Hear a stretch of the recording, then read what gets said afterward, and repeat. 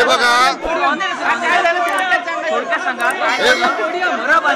हे बघा अरे हे बघा एक मिनिट या आज विधान परिषदेच्या सभागृहामध्ये प्रश्न उत्तराच्या तासाला मिलिंद नार्वेकर सन्माननीय विधान परिषद सदस्य यांनी एक प्रश्न विचारलेला होता। त्या प्रश्नाला उत्तर देताना मुंबईमध्ये मराठी भाषिक लोकांना घर घेण्यामध्ये निर्माण होणाऱ्या अडचणी याच्यावरती प्रश्न उत्तर चालू होती। मी दिलेल्या उत्तरानं काही अंशी सन्माननीय सदस्य मिलिंद नार्वेकरांचं समाधान झालं। उपप्रश्न सन्माननीय सदस्या चित्राताई वाघ यांनी विचारला। श्रीमती चित्राताई वाघ यांनी असं विचारलं की यापूर्वीच्या सरकारच्या काळामध्ये अशा प्रकारे धोरण आणलं होतं का? त्याला उत्तर देताना मी या ठिकाणी सांगितलं की यापूर्वीच्या महाविकास आघाडी सरकारमध्ये माननीय उद्धव ठाकरे साहेब मुख्यमंत्री असताना असं कुठलंही धोरण मराठी भाषिक लोकांच्या घरांच्या संदर्भामध्ये आणण्यात आलेलं नव्हतं। हा मी उल्लेख उद्धव ठाकरे साहेबांचा केल्यानंतर श्री सदस्य अनिल परब यांना या गोष्टीचा राग आला आणि ते जोरजोरामध्ये या संदर्भामध्ये तुम्ही सुद्धा मंत्री होता त्यांच्या मंत्रिमंडळामध्ये, तुम्ही का नाही बोलला? तर मी त्यावेळी सांगायचा प्रयत्न करत होतो की आम्ही जरी मंत्री होतो तरी आम्ही राज्यमंत्री होतो, तुम्ही कॅबिनेट मंत्री होता, तुम्ही उद्धव ठाकरेंच्या जवळचे होता। हे बोलता बोलता अनिल परब साहेबांनी तुम्ही तर गद्दारी करत होता हा शब्द वापरला।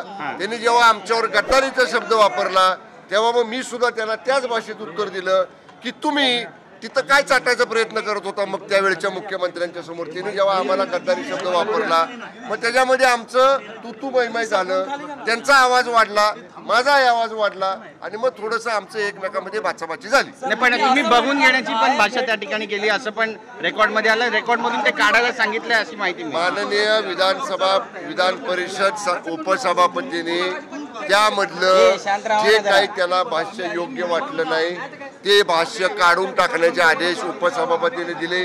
पण हे बघा आम्ही सुद्धा बाळासाहेब ठाकरे साहेबांचे शिवसैनिक आहोत, आम्ही सुद्धा या ठिकाणी 3-3 लाख लोकांच्यातनं निवडून आलेले लोक आहे।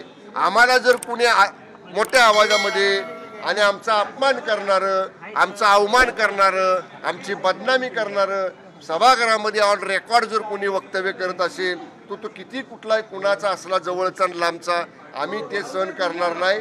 म्हणून त्यांचा आवाज जसा वाढला ते अरे तुरे बोलायला लागले, मी अरे तुरे बोललो, ते बघतो म्हणले, मी पण बाहेर ये बघतो म्हणलं, याच्यापेक्षा वेगळं काय झालं? बघणार आहे का आता का वाद मिटलाय सर? हा वाद आता आहे मराठी शिल्लक आहे की वाद पूर्णपणे मिटला आता का दोन्ही नेते एकमेकांना अजूनही बघण्याच्या भूमिकेत आहेत? एक शांत राहा रे जरा।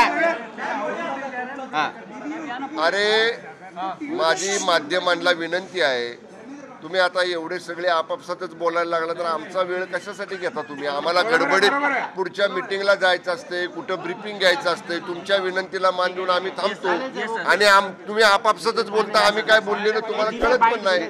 माझी विनंती आहे तर असं आता तुम्ही जो प्रश्न विचारला काय झालं पुढं होणार, त्यांनी जर पुढं हे वाढवायचं ठरवलं त्याच्या दुप्पट वाढवायची आमची तयारी आहे। आम्ही सुद्धा शिवसैनिक आहोत।